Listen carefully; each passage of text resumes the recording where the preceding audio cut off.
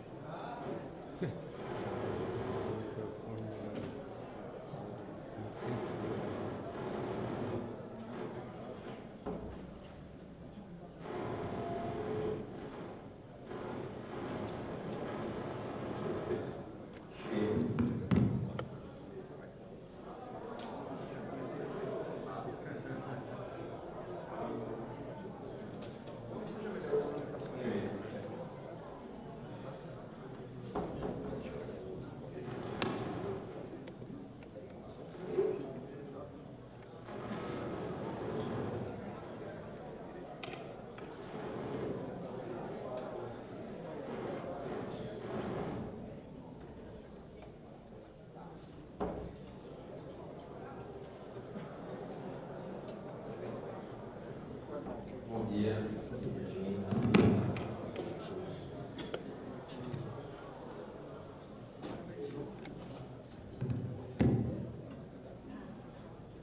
Vamos lá. Bom dia, tudo bem? Bem com vocês? É um prazer novamente estar aqui em mais um Nastic, em particular, Nastic da nossa casa, da Justiça Federal. Eu confesso a vocês que estou um pouco está fazendo lá fora nervoso com essa palestra. Eu nunca falei sobre esse tema e confesso que não tenho sido estudioso sobre esse tema. Então, já considerem que essa é uma palestra preferida sobre um tema importante para uma pessoa ignorante, uma pessoa que não entende esse tema. Mas, de qualquer forma, às vezes é interessante a gente ter uma pessoa ignorante no tema para perceber como é que, em particular quando se fala de tecnologia, como é que essa ferramenta pode funcionar quando se trata de um usuário ordinário, digamos assim. Eu me considero um usuário ordinário em relação à inteligência artificial generativa. Vamos lá. Minha gente, vocês vão daqui a pouco perceber o contexto que foi preparada essa palestra. Eu terminei essa palestra ontem às 4h30 da manhã. Eu tive um feriado bacana na Semana Santa, estava viajando. Mas na própria Semana Santa eu precisei uma palestra fora do país e não tive condições de preparar esta. Eu não tinha essa palestra pronta, como eu disse a vocês. É de fato a primeira vez que eu falo sobre esse tema.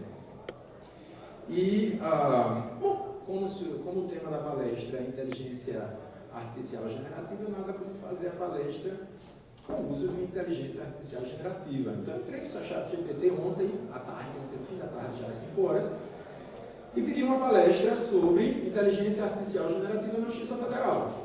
E a partir da palestra vou explicar mais ou menos o contexto e vou retirar aqui algumas conclusões acerca da palestra que eu não fiz, que o ChatGPT fez.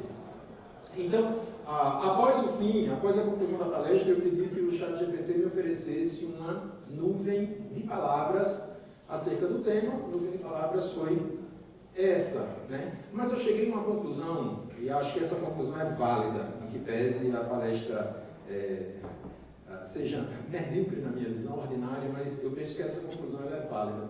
Quando se analisam as inteligências artificiais generativas, o mais importante está naquilo que não se sabe, porque vejam que facilmente elaborei de fato, vou mostrar a vocês uma palestra com base no ChatGPT. Então eu queria começar, mostrando o contexto da vida como ela é. Por que eu preparei uma palestra tão labrogeira? Bom, primeiro, eu me dediquei com afinco ao trabalho na Sexta Vara Federal, no grupo 4.0, de processamento de causas de interesse das pessoas em situação de rua. São as duas unidades em que eu trabalho. Eu sou juiz federal no Rio Grande do Norte, sou titular da Sexta Vara, como eu falei no slide. Lugar de execução fiscal, e coordeno voluntariamente um núcleo 4.0, Justiça 4.0, um juiz digital, voltado especificamente ao processamento de causas de interesse de pessoas em situação de rua.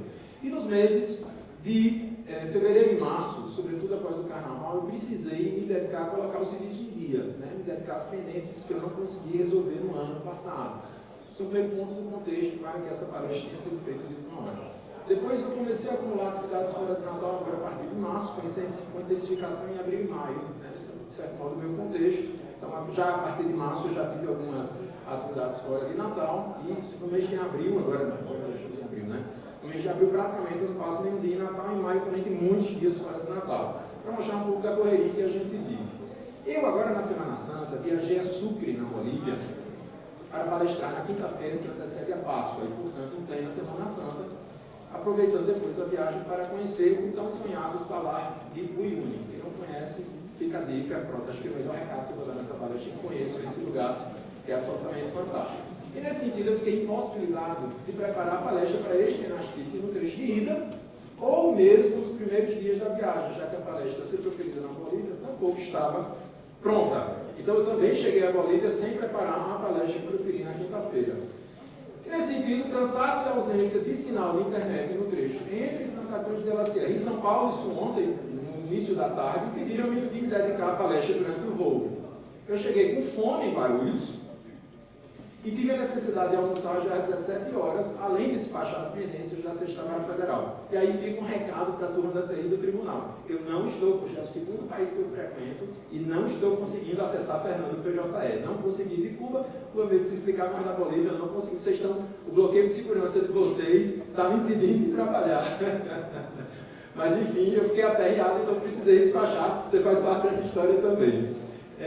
Na sala VIP, às 19h30, eu iniciei a preparação da palestra. Então, ontem, às 19h30, foi o horário que eu tive para iniciar esta palestra. A palestra não estava pronta e, né, a inteligência artificial generativa não é propriamente a minha especialidade. Por outro lado, eu já tinha vivido às pressas a experiência de elaborar 3 prefácios numa só noite de domingo com o auxílio do ChatGPT e posterior personalização do texto. Esse ponto é interessante porque, de fato, eu tinha que reler 3 dissertações de mestrado no domingo à noite, claro que não ia ter tempo, eu já tinha lido, de certo modo, as 3 dissertações de mestrado, eu precisava de um resumo do texto para preparar um prefácio. E esse prefácio não poderia ser algo pasteurizado, teria que ser um prefácio personalizado. Então, o que é que fiz? Pedi ao ChatGPT que me fizesse um resumo dos 3 trabalhos e consegui em 2h30 preparar os 3 prefácios. Quem lê os prefácios não acredita que eles foram feitos com o ChatGPT. Aliás, eu estou contando isso pela primeira vez agora, porque os autores dos livros não sabem que houve ChatGPT lá no prefácio. Então, às 19h30, quando eu comecei a preparar minha palestra, eu pensei, bom, vamos ao ChatGPT, vamos ver o que é que sai com esse tema da inteligência, da aplicação, do uso, do emprego da inteligência artificial generativa na Justiça Federal. Então, primeira coisa, eu fui ao ChatGPT e eu não tinha a versão 3. Eu não tinha a versão 4.0, eu tinha apenas a versão 3.5, vou explicar o motivo. Eu primeiro pedi a versão 3.5 uma palestra sobre o uso de inteligências artificiais generativas por juízes federais brasileiros. E o resultado foi esse. A palestra está aqui pronta. E eu vou destacar aqui 4 usos que foram enfatizados pelo próprio ChatGPT. Primeiro, análise de documentos jurídicos. Segundo, redação de decisões judiciais. Terceiro, resolução de disputas online. E a tradução de documentos jurídicos. Na verdade que aqui você vai ter uma tradução do inglês que não é a melhor, mas enfim, interpretação de documentos, resumo de um quantitativo significativo de documentos, né? Aplicação, por exemplo, a conciliação, a negociação, a aplicação pelos justos com ênfase na sua utilização em ambiente virtual, como também a redação de decisões, a elaboração de minutas. A referência, vocês estão vendo aí abaixo, a considerações éticas que precisam ser levadas em conta, como também, enfim, um resumo quanto à importância de transparência, né, do uso adequado da ferramenta que se pretende para o dia a dia.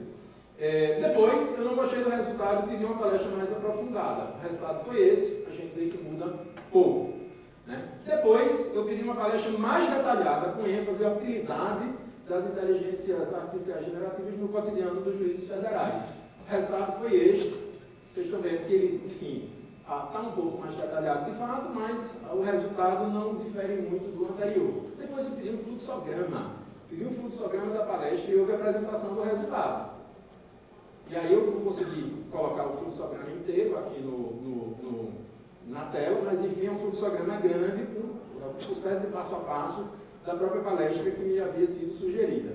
E depois eu pedi uma imagem da palestra. Eu pedi uma imagem da palestra, tendo sido informado da impossibilidade, eu estava na versão 2.5, mas explicitando passo a passo para a respectiva confecção, e o mesmo eu fiz com vídeo. Eu pedi um vídeo da palestra, me foi dito que a ferramenta não tinha condições de me oferecer um vídeo, mas me deu um passo a passo para que eu confeccionasse um vídeo que, de certo modo, combinasse, que casasse com a palestra. Depois, frustrado com o resultado, eu não gostei da palestra. Não gostei da palestra, e claro, na minha gente, eu não iria usar essa palestra aqui. Mas não gostei do resultado e decidi ontem assinar a versão 4.0 do ChatGPT. Eu não tinha assinado ainda, porque há uma promessa de fato ainda do nosso diretor do foro, na seção judiciária do Rio Grande do Norte, que me consta isso deve estar sendo operacionalizado nos próximos dias, de assinatura da versão 4.0 para as varas vinculadas, de certo modo, aproveitando o nosso contrato de Teams, não sei. Eu sei, inclusive, que a seção judiciária da Paraíba já está usando a versão paga do chat GPT e a expectativa é que nós recebamos também na JFRN. Então, eu fiz também essa assinatura de $20, porque, ao fim e ao cabo, eu quero crer que eu não vou gastar durante muitos meses. O fato é que eu fiz a assinatura e, ante a proximidade do voo, a estatura saiu da sala VIP, eu só tive, acho que, 50 minutos na sala VIP. E ante a proximidade do voo e a necessidade de deixar a sala VIP, eu baixei o aplicativo do ChatGPT no iPhone e continuei trabalhando na palestra enquanto eu andava a passos largos em direção ao portão de embarque até Brasília. E continuei fazendo o mesmo até o fechamento das portas da aeronave. Então, baixei o aplicativo, já com a nova versão, e continuei a fazer a palestra. Na nova versão, eu pedi novamente uma palestra sobre o uso de inteligência artificial generativa. Os juízes federais teve sido um resultado bem mais sofisticado do que o primeiro. O resultado foi esse. A gente percebe que já houve um refinamento conceitual, embora as respostas não difiram muito. Mineração de dados com análise preditiva, geração automática de documentos, suporte à decisão e treinamento e educação continuada. Eu queria, então, novamente, maior detalhamento sobre os benefícios. O resultado foi este aqui. É muito parecido. E pedi que fosse depois, se essa palestra está muito impessoal, eu pedi que fosse empregada a técnica de storytelling na palestra. E o resultado veio com uma juíza fictícia chamada doutora Ana Silva. Mas como era uma juíza brasileira, escolheram o sobrenome Silva. E aqui está a história da jornada de transformação da Justiça Federal com a doutora Ana Silva e a inteligência artificial. Se a gente for verificar, a mesma proposta inicial veio com storytelling, levando-se em consideração a jornada e a vida cotidiana da doutora Ana Silva. Mas eu não fiquei satisfeito, então eu pedi que o storytelling considerasse o juiz federal Marco Bruno Miranda. Sou eu. O juiz federal Marco Bruno Miranda, que teria passado o feriado da Semana Santa na Bolívia, onde faria uma palestra e depois visitaria o salar de Uyuni. O resultado foi divertidíssimo. Então surgiu aí a transformação digital na jornada de Marco Bruno e inteligência artificial no coração da justiça. Um detalhe importante: todo o resultado do storytelling que me envolvia fazia referência ao que eu faria na justiça depois de voltar à Bolívia. Eu disse, não, eu não quero isso. Porque eu expliquei que o juiz federal Marco Bruno Miranda é muito comprometido com proximidade, presteza e qualidade nas decisões, razão porque ele decidiu trabalhar mesmo enquanto contemplava a beleza do salar de Uyuni, tendo sido apresentadas alternativas. E ele me disse como eu deveria trabalhar no salar de Uyuni. Faça isso, vai poder fazer isso enquanto você está contemplando o salar. Veja que eu estou com a pele um pouco queimada, porque o sol é muito forte. Eu expliquei, mas não tem sinal na internet no salar do Uyuni. Não vai funcionar. Então ele disse, lamento, mas você vai fazer pouco uso de inteligências artificiais generativas sem internet. Mas me deu umas dicas sobre como eu deveria fazer para me planejar anteriormente para ir trabalhar lá. Prepare-se com isso, baixe o aplicativo antes, etc, se vire. E aí eu iniciei uma via crucis, na tentativa de obter uma foto do juiz federal Marco Bruno Miranda trabalhando no salar de e o Yuni, uma foto do storytelling. Os resultados foram ótimos. A primeira foto foi essa, a segunda foi essa, a terceira foi essa. Eu fui me incomodando, eu disse, olha, eu não vou dar de toga no salário do Yuni, não vou, tira a toga. Aí apareceu isso, eu disse, olha, eu não sou loiro, né? Melhore. Aí eu disse, olha, eu sou da região nordeste do Brasil. Coloque uma pessoa e disse, coloque um cara bonito, mas da região nordeste do país. Eu disse, coloque um boné da Bolívia. E ele foi chegando. Enfim, aí eu disse, olha, mas está muito magro. Aí ele me colocou essa figura, é porque não está dando para ver, me colocou uma figura estranha, pronto, uma figura estranhíssima, eu está muito magro, eu não sou tão magro. Eu disse, olha, eu disse, desculpa, eu disse, a Marta Bruna jamais usaria essa camisa coladinha. Veja outra, né? Enfim, e a foto oficial é essa. Então, ele não estava trabalhando porque não tinha acesso à internet, mas o fato é que teve que reconstruir um pouco da história. E com as portas fechadas da aeronave, sem acesso à internet e a nenhuma ferramenta de inteligência artificial, eu anotei os insights, e aí a gente vai tratar deles agora, os insights da experiência de tentar produzir uma palestra. E vejam, minha gente, produzir uma palestra é uma atividade típica de um juiz federal. Uma atividade típica de um juiz federal, faz parte do componente de relacionamento internacional do juiz federal. Então eu anotei os insights dessa minha experiência e estruturei a palestra. E a palestra começa agora. Primeira coisa, eu cheguei à conclusão de que o grande diferencial da inteligência artificial, das inteligências artificiais generativas, está naquilo que elas não sabem. Então vejam que quando o primeiro resultado da palestra era uma palestra vergonhosa, uma palestra que eu não deveria proferir aqui. Era uma palestra que não acrescentava nada, uma palestra que está simplesmente no senso comum. A palestra foi ficando interessante quando a gente ficou adicionando ingredientes. Veio a doutora Ana Silva, depois o juiz federal Marco Bruno, as fotos, etc. Ali você foi enriquecendo o contexto em que vive o juiz federal para você perceber a potencialidade do uso dessa ferramenta.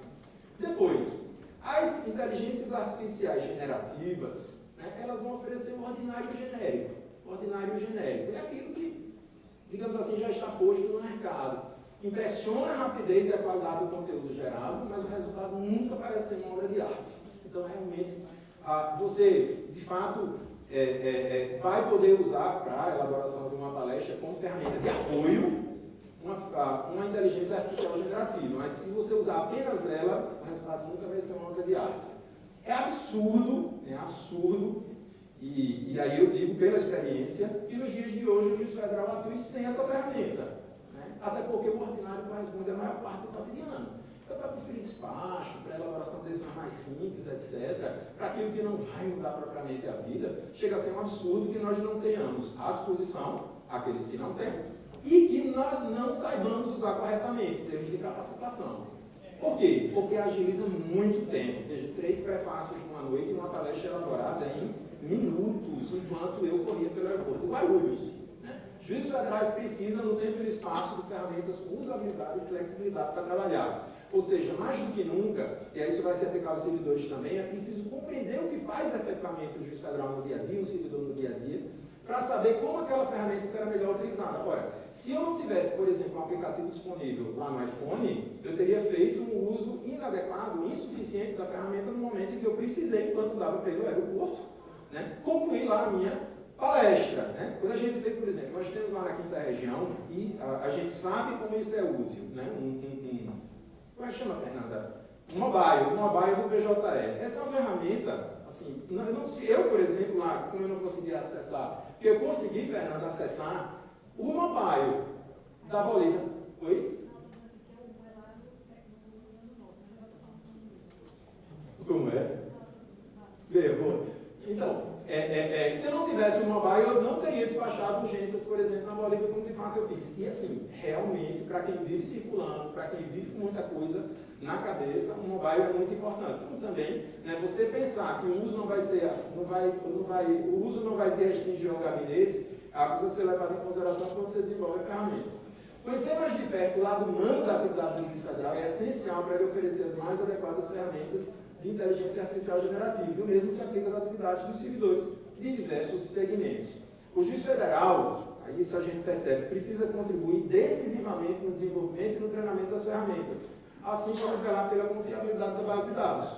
Ora, se ele não contribuir para a confiabilidade da base de dados, o resultado poderá ser desastroso no momento em que o conteúdo produzido não atender às expectativas. E, nesse sentido, o treinamento das ferramentas vai depender da participação mais direta dele. O juiz federal assume cada vez mais a função de oficial de compliance judicial. Eu cheguei a dizer isso há algum tempo. Né? O juiz federal não será mais o juiz federal de hoje, o juiz federal do futuro será outro. Por quê? Porque nós teremos essas ferramentas à disposição para fazer aquilo que não era visto como trabalho braçal, era visto como trabalho intelectual, mas que ao fim e ao cabo era trabalho braçal. É o juiz federal como um repositório de informações. O juiz federal não é mais um repositório de informações. O juiz federal é aquela pessoa que vai, a partir da informação que está disponibilizada, saber manejá-la bem ética. Nesse sentido, ele é um oficial de compliance, porque toda a produção vai acontecer de forma muito mais automatizada, mas vai precisar da conferência no momento em que será utilizada, por exemplo, no processo judicial. É preciso, porém, pensar em modelos de compliance da própria atividade do juiz a fim de evitar vieses. Ora, o grande diferencial do juiz é que ele decide, ele escolhe. Então, a preocupação com vieses na atividade do juiz é, inclusive, maior do que com a maioria das pessoas. Vejam que a gente, hoje em dia, com as nossas redes sociais, a gente está perdendo a capacidade de decidir porque a ferramenta, a rede social, decide por nós. Então, essa perspectiva crítica é importante por parte do juiz, porque ele pode entrar num processo em que ele perca a capacidade decisória e não se dê conta disso, porque incorrendo num viés. O diferencial do juiz não será mais a memorização. Né? O juiz era, enfim, um juiz clássico, era uma pessoa que passava um concurso muito difícil, porque memorizou muita informação, ele conseguiu se desenvolver bem no concurso. Então, ele deixa de ser um repositório ambulante de informações, seu destaque passa a girar em torno do saber fazer e do saber ser. E, nesse sentido, ferramentas como inteligências artificiais generativas têm influência marcante na formação dos juízes e, na minha perspectiva, no concurso público para juiz, deveria ser permitido que o candidato utilizasse ferramentas como essa, porque ao fim e ao cabo, o mais importante vai ser o saber fazer e o saber ser da atividade do juiz, e não o saber, o conhecimento aprendido e memorizado durante a vida, porque para isso haverá ferramentas que vão poder suprir essa atividade. E, sobretudo, o juiz decide antes, isso é muito importante, o juiz deve decidir antes e depois buscar a inteligência artificial generativa. Não se deve deixar que a inteligência artificial decida. Ou seja, no momento que você pedir a uma ferramenta, um chat GPT, por exemplo, a elaboração de um documento, já diga como quer que a decisão saia. Não pergunte a ela, porque senão a decisão não será a mais adequada. Então, decida antes, depois busque a ferramenta explicitando o contexto. E ainda que busque informações de cunho jurídico na própria inteligência artificial, os fundamentos da decisão devem ser precisamente indicados pelo juiz. Senão ele perde, de fato, a capacidade de decisão. Porque mais importante do que a própria ferramenta é interpretar como ela pode e deve ser usada. Isso é muito importante, já que o tema da palestra seria o impacto de inteligência artificial generativa na justiça federal. Ora, a inteligência artificial generativa ela não inova propriamente, mas ela contribui decisivamente para a aceleração do processo de inovação, o processo de criação, o processo de criatividade. Enfim, aquilo que não se sabe pode ter íntima relação com a privacidade do personagem, que este não necessariamente deseja compartilhar com o mundo. Então, essa pessoa precisa ter certeza de que sua vida não será exposta, a menos que concorde com isso. Então, a preocupação com privacidade deve ser levada também em consideração quando nós empregamos ferramentas como essa na nossa atividade. Essa pessoa, no caso a pessoa de quem se fala, precisa saber a fonte dos dados que influenciaram na decisão, a fim de questionar a respectiva legitimidade. Por quê? Se o juiz perder a capacidade de decidir, ele não vai ter, e perder a capacidade de decidir, porque estará delegando essa decisão à ferramenta, a parte prejudicada pela decisão não vai saber sequer onde buscar elementos para questionamento da própria decisão que não foi proferida. Então, nesse sentido, é preciso que, quando se use uma ferramenta como essa, isso se dê de forma muito transparente. Só para vocês entenderem. Então, tem aí embaixo a referência ao burburinho da minha decisão. Eu desafiei lá a minha equipe, já há alguns meses, a proferir a primeira decisão com o uso do chat GPT. E ficou perfeita, realmente ficou perfeita, porque era uma besteira também. Era homologando uma proposta de arrematação de um bem lá na vara de execução fiscal. Ficou ótimo. Eu fiz um pequeno ajuste no modelo, etc. Depois que a ferramenta decidiu, a gente pediu que se adaptasse a redação ao meu estilo, coisa que a ferramenta também faz, corrigiu os erros de português e eu publiquei. Mas antes de publicar, antes de assinar no PJE, eu coloquei embaixo, no título de decisão, embaixo do título de decisão eu coloquei a informação. Esta decisão foi proferida com o uso do ChatGPT. E eu soube que houve um burburinho em Natal, porque eu coloquei essa informação. Essa decisão foi proferida com o uso do ChatGPT. Mas por que eu fiz isso? Porque eu preciso ser transparente com a pessoa que quer questionar aquela decisão que eu proferi. Ele precisa saber da base de dados, questionar se aquela base de dados é adequada, se ela é legítima, etc. Então, isso é expressão do devido processo legal. Mas o burburinho foi grande porque a gente não está adaptado a isso. Então, fazendo um resumo muito rápido aqui em 1 minuto e meio, acerca das possibilidades de uso dessa ferramenta no nosso dia a dia, pela minha própria experiência. Então, de certo modo, eu fiz apenas algumas adaptações em relação à palestra que me foi oferecida pelo próprio ChatGPT. Mas, enfim, análise e classificação de documentos, elaboração de relatórios, todo mundo sabe, redação de minutas, conversão de vídeos, de audiências em textos, elaboração de artefatos em Visual. Eu pedi lá não pedi um fluxograma, claro, eu poderia ter pedido uma linha do tempo, uma criação de um ícone, eu pedi uma imagem, enfim, posso pedir um vídeo, estimular a composição, conversão de documentos para a linguagem simples, tem uma linha aí de digitação, algo que está na moda, então realmente você pode usar essa ferramenta para a conversão da linguagem, uso de regionalismos na linguagem simples, eu me deparei com isso. Será que não seria interessante que no Rio Grande do Norte a gente usasse na comunicação com o cidadão expressões típicas do Rio Grande do Norte? A gente pode usar a ferramenta para isso. Traduções em língua estrangeira, gestão de precedentes, prevenção de litígios, com uso de estatística diferencial, alertas de viés para a formação de juízes, como também para a melhoria da experiência do jurisdicionário. Para isso, o ChatGPT funciona. E aí, caminhando aqui para concluir, no tempo que me foi disponibilizado, eu retomo a nuvem de palavras. Vejam como muda. A nuvem de palavras da primeira palestra que eu pedi ainda a versão 3.5. Essa nuvem de palavras. Depois, minha gente, eu coloquei o texto dos meus insights acerca da palestra. Veja como muda. Sendo que eu disse, não está muito bom, não está muito claro o que é que efetivamente foi enfatizado. Extrai as palavras-chave da palestra dos insights que eu coloquei depois em texto para a palestra e veja como muda. A palavra juiz cresce muito. Você percebe que os valores da justiça, que são valores humanos, se destacam muito mais diante daquilo que teria sido levado em consideração naquilo que era uma palestra genérica. Para concluir, essa é minha filha Bebel. A minha filha Bebel, ela tem uma irmã gêmea e foi fazer no ano passado a primeira comunhão. Vocês sabem que para fazer a primeira comunhão tem um outro sacramento que precisa ser ali, enfrentado, com o qual ela precisou ter sido brindada, que foi a confissão. Eu sei que ela foi se confessar com o padre, e a irmã também foi se confessar com o padre. E ao final, ela precisou rezar um Pai Nosso e 3 Ave Marias de penitência, e a irmã dela precisou rezar um Pai Nosso e 2 Ave Marias de penitência. E ela ficou revoltada porque ela disse que os pecados eram rigorosamente os mesmos. Rigorosamente os mesmos. Que negócio danado, como é que eu pego a mesma coisa que Cacá, que é a irmã dela, Bebel, e eu vou rezar uma Ave Maria mais do que ela. Então ela disse, veio depois comentar no carro no dia em que precisou rezar uma Ave Maria mais. Ela disse, Cacá confessou o mesmo pecado que ele, rezou uma Ave Maria menos.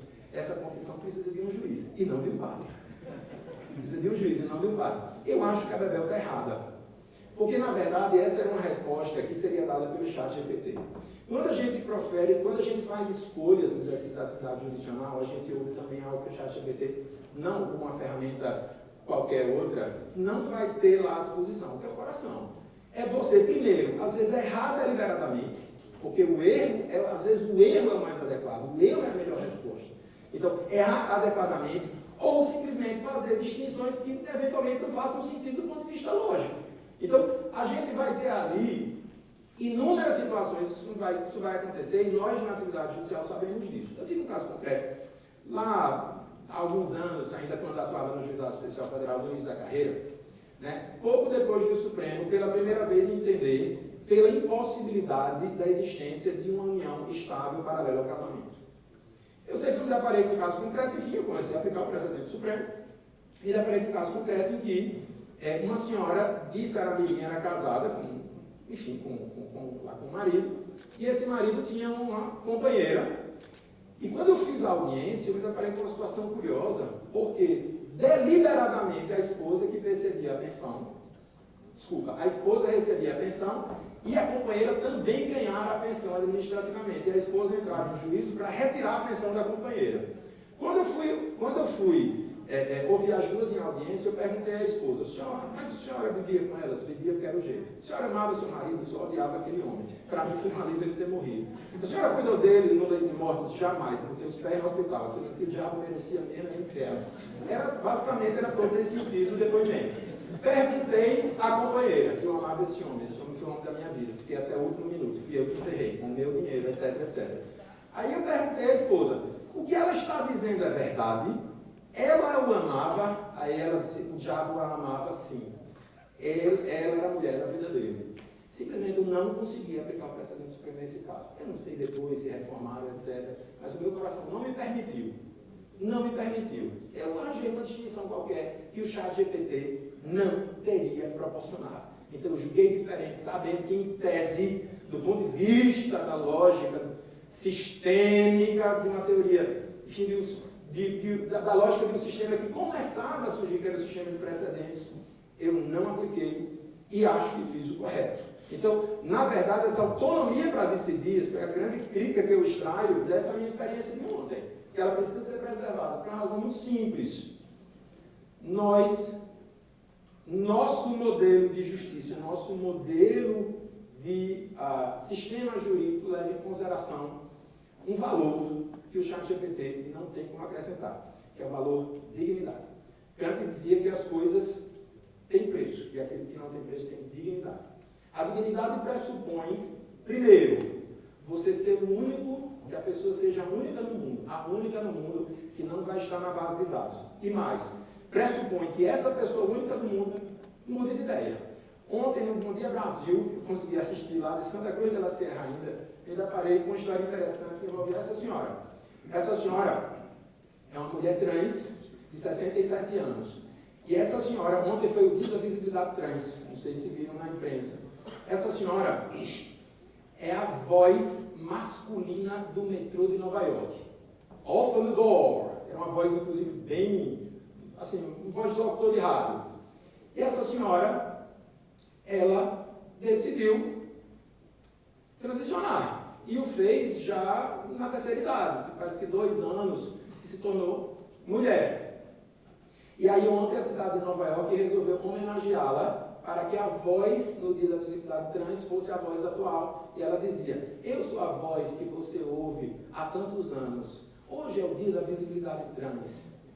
Eu quero aproveitar essa oportunidade, vocês que ouvem a minha voz, para perceber a minha nova voz, como eu estou feliz nesta nova fase da minha vida, e para saber que é um privilégio participar da sua vida, da vida de vocês, ainda que com a minha voz antiga, no metrô de Nova York.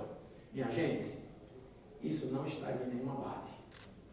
Não estaria em nenhuma base, nem a nova voz dela, nem estaria a ideia de oferecer, de proporcionar essa riquíssima experiência de apresentar uma segunda voz no fim da vida, estou matando a fome, né? Mas enfim, de apresentar uma segunda voz já no curso da vida à população de Nova York. Então, eu penso que o nosso diferencial vai sempre se pôr diante de uma ferramenta como essa. Então, se você me faz uma pergunta, tecnicamente, será possível que um dia eliminemos os juízes? Tecnicamente é. Uma ferramenta como essa vai julgar todos os processos. Mas a gente terá mudado o paradigma filosófico que informa o direito de hoje. E teremos esquecido esse valor de dignidade, que é tão caro ao que a humanidade conquistou no curso dos séculos, milênios e milhões de anos. Então, a minha conclusão é que os dados não esgotam a dignidade, mas ajudam na sua busca. Ou seja, não deixe de usar a ferramenta, saiba usá-la e, sobretudo, deixe que o ser humano decida por ela. Muito obrigado, minha gente.